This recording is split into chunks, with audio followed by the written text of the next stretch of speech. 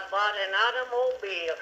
Nancy said the Willets had one and the Weavers had one, and here we was riding around in a buckboard behind a bone-spabbing horse what had spring halt and was blind on the off side.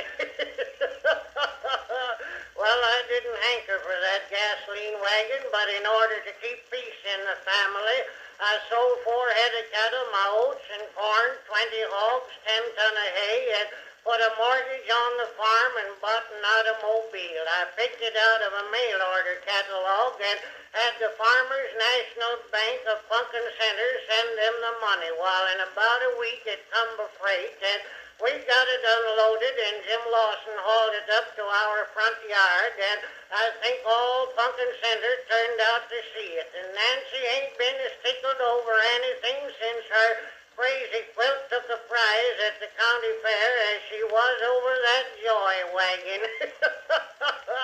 Well, I felt it in my bones that I'd made a fool of myself, or soon would, so next day I filled it full of gasoline and got all ready to take Nancy, Jim Lawson, and Ezra Hoskins out for a ride. I got out the book of rules, and the more I read it, the less I knew about the innards of that machine. Jim said I had to turn the crank to shoot it off. I turned that crank until my eyes stuck out, but it wouldn't budge.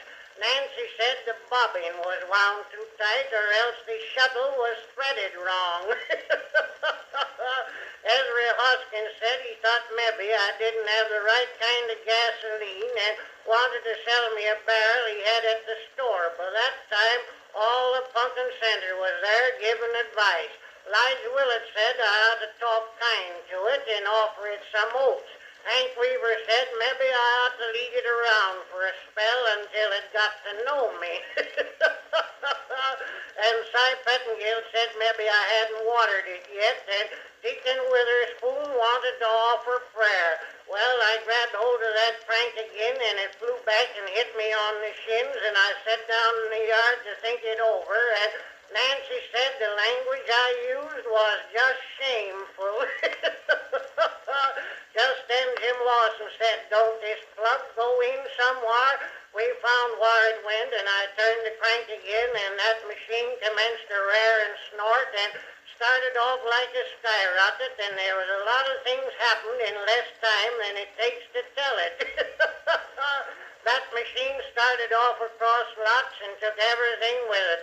It run over Hank Weaver's dog, tore a hole through Willett's picket fence, knocked over Cy Pettingill's beehives, and kept right on a-going while I worked every lever that machine had, and every one of them made it go faster.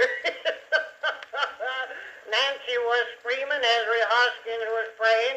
It wouldn't be right to tell what Jim Lawson was doing, but Nancy said it sounded like he was talking to the Lord.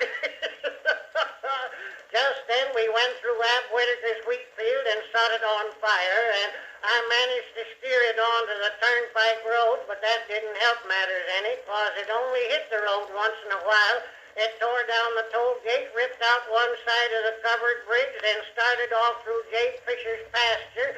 It killed 4 sheep and a calf, and then run into a haystack. That's all I remember now. All I've got to show for that joyride is a broken leg, some rubber tires, 6 lawsuits, and a mortgage on the farm. Nancy says if we ever own another one, we'll have a regular chiffonnier to run it. I ain't saying much, but I've got a lingering suspicion that all my joyriding will be done in the old buckboard wagon.